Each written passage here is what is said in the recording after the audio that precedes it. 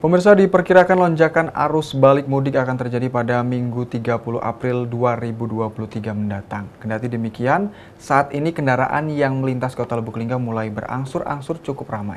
Beginilah suasana sejumlah jalan yang ada di Kota Lubuk Linggau pada H+7 perayaan Idul Fitri 1444 Hijriah. Sejumlah jalan sudah cukup banyak dipadati kendaraan, baik kendaraan roda 4 maupun roda 2.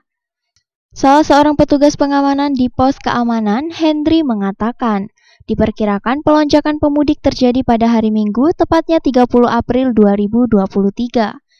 Dan pengamanan akan terus berlanjut hingga tanggal 2 Mei 2023. Ia juga menyampaikan, kondisi arus balik pada saat ini belum terjadi peningkatan, namun berangsur-angsur cukup ramai yang melintasi Kota Lubuk Linggau. Untuk perkiraan puncak meningkatnya arus balik itu hari Minggu. Pengamanan sampai kapan, Kak?